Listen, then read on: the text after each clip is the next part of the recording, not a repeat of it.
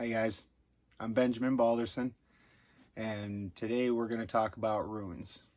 James True is putting together a group of men and having some campfire talks about things that men do, so he wanted to give a little bit of a lecture on the runes. So this is my personal rune set. So we can just see what the runes are. These come out, obviously. And my runes I ordered from Fehu Crafts in Poland. So these are made out of sacred woods and excellent. So that's my personal runes. But to understand the runes are the gift that Odin was given. So Odin at one point went to Mimir's well, and when he got there, what he did, he had his godhead, his third eye, his godhead open. So to better understand this is, we understand that when a person or a plant starts out, they have 7 chakras open. So when we're talking about the traditional chakras, we're talking about 2 through 8. And just like in a plant, with your oils, so when we're talking about the eye, the all-seeing eye, that's going to be this one, your number 9. And so your oils, your levels of oil have opened up. He opened up his top one, or oxycarbolated this. And then at this point, what this particular oil's job is to open this chakra. So the 9 comes down, the snake head bites the tail, and opens up the 1. So what Odin did was he took his eye and threw it down the well. So he threw his number 9 down and opened up his number 1. Well, when you're looking alchemically or as spiritually, then at that point, after you've opened everything up, the next step that you need to take is to burn away the ego. Because the tree is actually made of 3 trees. So this is a standard tree, just one singular tree. And this is going to be your Vili tree. I'll show it down And there this is your salt. So that's just going to be one singular tree. Now, this tree and this tree interlock right here in the heart center, and then the ego, or the Ve, comes in and locks that whole system together. So what Odin needed to do at this point was sacrifice himself to himself. So what he's trying to do is get rid of the Ve mind and become the purity of the Odin mind and the Vili mind, and then make them one. This is why he's first and third. So he's done that. So when Odin did that, through the process of that, that was the 9 days that Odin spent hanging on Yggdrasil. And that's where Odin sacrificed himself to himself. At the end of this process, Odin reached down, mind you, not up. He didn't reach up to the heavens for this thing. He reached down for the wisdom. The wisdom in the salts is where you get your wisdom. He reached down and he grabbed the runes and screamed, and then he fell away from the tree. So the runes were the gift that Odin was given, the wisdom and the understanding of the universe and how things work. So what the runes are is in every way the true nature of the universe. And so we'll go through a few of the runes because we want to keep this short so we can try and talk afterwards. So we'll go through a few of the very first aett of runes, because this is where you're going to start out. So in the rune aetts, just like you had 3 minds, we're going to have 3 aetts. And I don't have my runes straight. They're all over the place right now. They aren't in order. But so this is going to be your Vili aett or your salt mind. And so when I'm looking at the tree and I'm thinking of this aett, that aett is going to correspond to this tree right here. Then you move up to the aett, and this is your ego aett. And your ego goes right here. So those runes are going to correspond to that portion of the tree. This is your Odin aett, or your spirit aett, and that's going to be here. And this is going to correspond to the top of the tree. So so whenever you're looking at that, and then also when you're looking at the runes or you're looking at the tree, you understand that the left is your feminine side or your receiving side. Your right is your giving side or your power side. So when you're looking at the runes, if it's on the left, if it's reaching from the left, you understand that you're kind of more taking. And then also, if the rune is opened or closed, it depends on what you have going on the way you understand that. So we're going to start out with the Vili aett, which is the salt aett. Now the Vili aett, when you're looking at it, this is all going to be very animal things, because that is your salt aett. So it's going to be your very earthy things. Your your aett is going to be your very egoic things, and your Odin aett is going to be your more spiritual things. So the very first thing that you find in your Vili aett is fehu. Now, fehu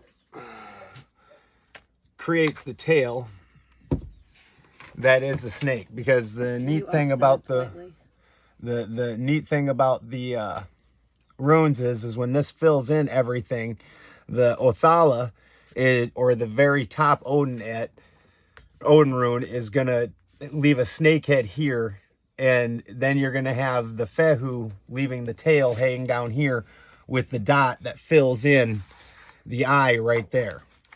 So with fehu, what fehu is actually is what am I doing with this? The snakehead biting the tail. Oh yeah, yeah, nice. So the snakehead comes around and bites the tail, and fehu is going to hang down here like so, and the snakehead will come around, bite the tail, and that will close in this portion, and then fill in the third eye on the on that.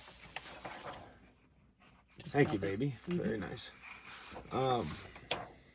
So now what fehu is classically meant is cow. So this is a kept cow. So this is compared to like a cow or a ox or something that you find out in the field. So when you're looking at a cow, the very nature of that you need to understand is this is what heathens lived by. So this is something that, like my cows, I have to feed them daily. I talk to them. I have to clean out their stalls, make sure that they're okay, pick anything that they have out of their hooves. But they provide me with milk and then calves and do a lot of things for me. There's a symbiosis in this. So this is the very first rune.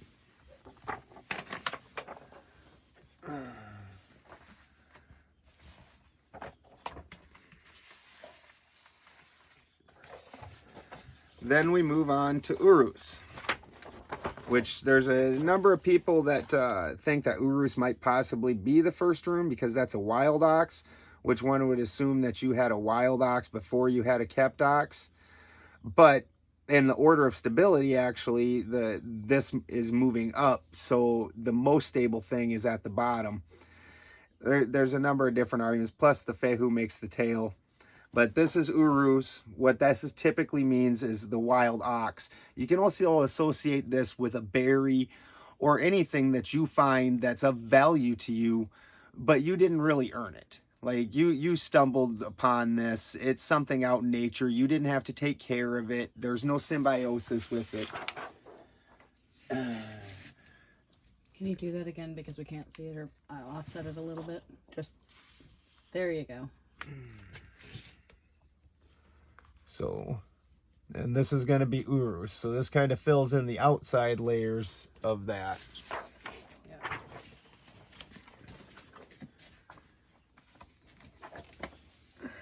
Now this one is Turazaz. This is Thor. This is classically Thor's rune, and this one, it means thorn. It's a stability or a protection. So it's a very defense rune, and you can see, you know, in its shaping, that it's very defensive. So there you have Thurzaz. Thank you.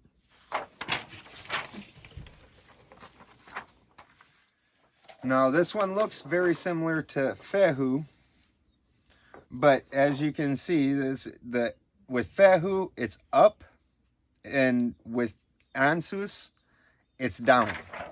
So Ansus is associated with family, true vision, speech.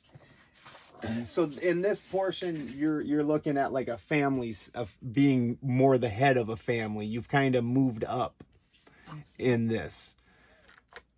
So this is Ansus.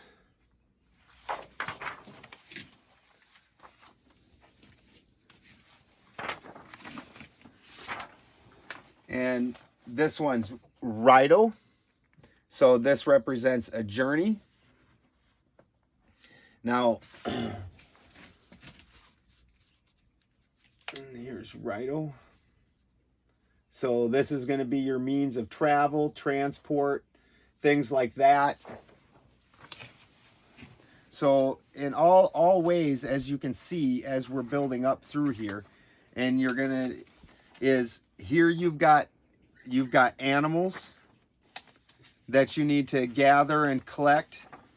This is going to be your life and your food source. And after you get that, you need to build yourself some fences and some stability.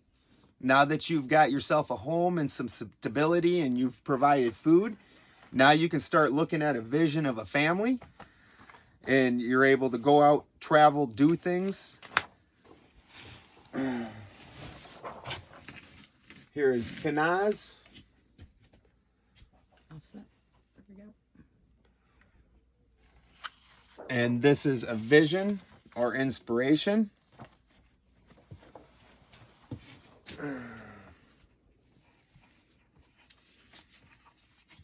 And I'm giving the